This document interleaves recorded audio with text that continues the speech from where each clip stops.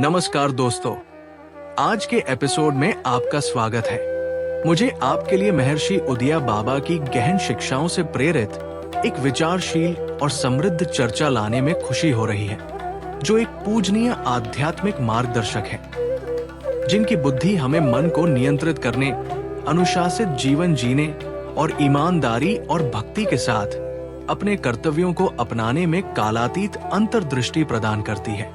आज हम ये पता लगाएंगे कि अनुशासन, नैतिक आचरण और आध्यात्मिक जागरूकता न केवल हमारे व्यक्तिगत जीवन को बल्कि हमारे आसपास के समाज के ताने बाने को भी कैसे बदल सकती है। तो आराम से बैठ जाइए, क्योंकि हम इन गहन चिंतनों के माध्यम से यात्रा कर रहे हैं। प्राचीन ज्ञान से प्रेरणा लेते हुए स्वर को मैत्रीपूर्ण और सुलभ बनाए रखिए। मन को समझना और अनुशासन का महत्व। एक बार एक शिष्य ने महर्षि उदिया बाबा से एक जरूरी सवाल पूछा। कोई व्यक्ति अपने बेचैन मन को कैसे नियंत्रित या शांत कर सकता है? महर्षि का जवाब सरल लेकिन गहरा था। ये सब नियम या अनुशासन पर निर्भर करता है। उन्होंने कहा, अगर हम नियमों का पालन करने में दृढ़ रहें, तो मन हमारा क्या बिगाड़ सकता है? ये एक सार्वभौमिक सत्य को उजागर करता है, जो आध्यात्मिक परंपराओं में प्रतिध्वनित होता है। मन नियमितता और व्यवस्था पर पनपता है। जब हम डगमगाते हैं, जब हम अपनी प्रतिबद्धताओं को तोड़ते हैं, तो मन अव्यवस्थित हो जाता है। महर्षि उदिया बाबा ने बताया कि हमारे देश के अधिकांश संकट इसलिए उत्पन्न होते हैं क्योंकि लोग अनुशासन का पालन नहीं करते हैं। यहाँ तक कि शाम की प्रार्थना, संध्या वंदन जैसी सरल चीज भी कई लोगों ने छोड़ दी है। उन्होंने एक दैनिक दिनचर्या की आवश्यकता पर जोर दिया। सुबह जल्दी उठने से लेकर एक निश्चित समय पर सोने जाना, जैसे कि रात 10 बजे और लगातार सुबह 4 बजे उठना।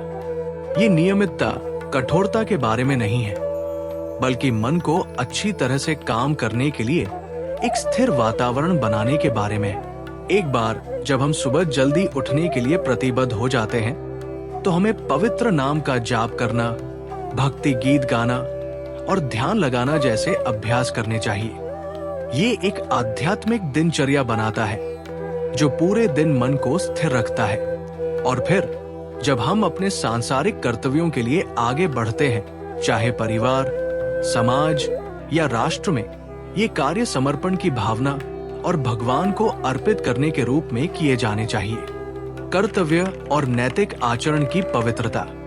महर्षि उदिया बाबा ने अपने कर्तव्यों की पवित्रता पर जोर दिया।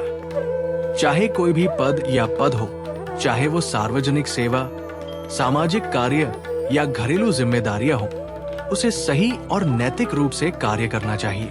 उन्होंने पाखंड के खिलाफ चेतावनी दी। यदि आप अपने पद का दुरुपयोग करते हैं या धर्म के विरुद्ध कार्य करते हैं, तो चाहे आप माला जपने या दान देने जैसे भक्तिपूर्ण कार्य ही क्यों न करें, आपके कार्यों से आपको सच्चा लाभ नहीं मिलेगा। वास्तव में अपने कर्तव्य और पद का दुरुपयोग करने से बाकी सब कुछ भ्रष्ट हो जाता है। उदाहरण के लिए, उन्होंने उन वकीलों के बारे में बात की जो दोषी लोगों का बचाव करते हैं, क्योंकि वे उनके अपराध को जानते हुए भी उन्हें अच्छा वेतन देते हैं। उन्होंने कहा कि ये अधार्मिक व्यवहार का स्पष्ट उदाहरण है। अधर्मी आचरण और कोई भी आध्यात्मिक अभ्यास ऐसी नैतिक चूक की भरपाई नहीं कर सकता। सच्ची वकालत, सच्चा न्याय का अर्थ है गलत काम करने वाले के खिलाफ ठोस सबूत जुटाना और ये सुनिश्चित करना कि धर्म कायम रहे। यही किसी भी पेशे या कर्तव्य का असली उद्देश्य है। भौतिकवाद द्वारा धर्म का भ्रष्टाचार। महर्षि उदिया बाबा ने इस बात पर प्रकाश डाला कि समाज के पतन का मूल कारण धर्म पर धन और भौतिक लाभ का प्रभुत्व है।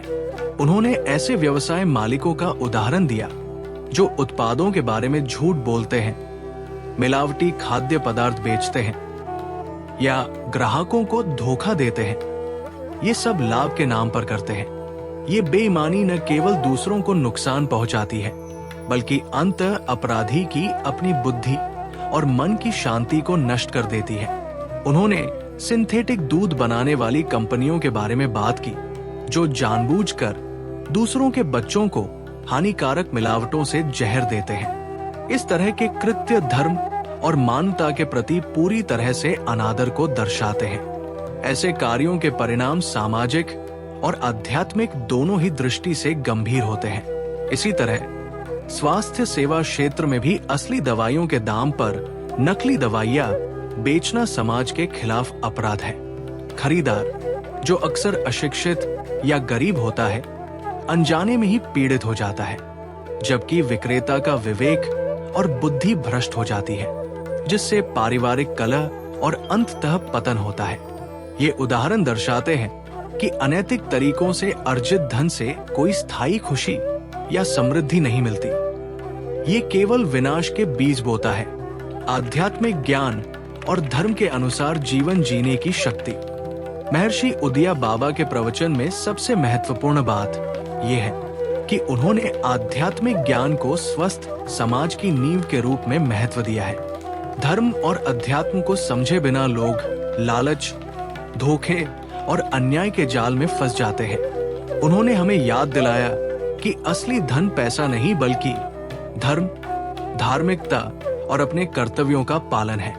जब हम धर्म के अनुसार कार्य करते हैं तो परिवार खुश और स्वस्थ रहता है और ईश्वरीय कृपा प्रवाहित होती है। उन्होंने हमें इस परम सत्य के बारे में सोचने के लिए भी प्रेरित किया कि जीवन के अंत में कोई भी धन, संपत्ति या सामाजिक स्थिति हमारे साथ नहीं रहेगी। जो बचेगा वह है हमारे कर्म और उनके परिणाम। इस एहसास से हमें ईमानदारी और चरित्र के साथ जीने की प्रेरणा मिलनी चाहिए, चाहे इसके लिए हमें भौतिक नुकसान ही क्यों न उठाना पड़े।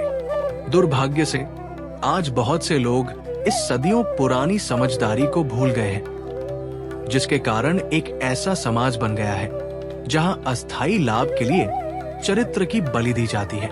सामाजिक सद्भाव में दिनचर्या और अनुशासन की भूमिका। महर्षि उदिया बाबा ने अनुशासन के माध्यम से सामाजिक व्यवस्था और सद्भाव बनाए रखने के बारे में व्यावहारिक सलाह दी। जिस तरह दुकानों में कीमतें और नियम तय होते हैं, उसी तरह समाज में भी स्पष्ट नैतिक मानक होने चाहिए। उन्होंने कीमत या उत्पाद की गुणवत्ता के बारे में झूठ बोलने वालों की आलोचना की और कहा कि ऐसी बेईमानी से अविश्वास और सामाजिक अशांति पैदा होती है। उन्होंने निश्चित दरों को प्रोत्साहित किया। इस गहन और चिंतनशील यात्रा में मेरे साथ शामिल होने के लिए आपका धन्यवाद। मुझे उम्मीद है कि ये विचार आपको अपने जीवन को एक नए दृष्टिकोण से देखने, अधूरी इच्छाओं के बोझ से मुक्ति पाने और अस्तित्व की सुंदर, चंचल प्रकृति को समझने के लिए प्रेरित करेंगे। जिज्ञासु बने रहें, दयालु बने रहें और सबसे महत्वपूर्ण बात, अपने भीतर के सत्यों की खोज करते रहें। अगली बार तक अपना ख्याल रखें और स्वस्थ रहें।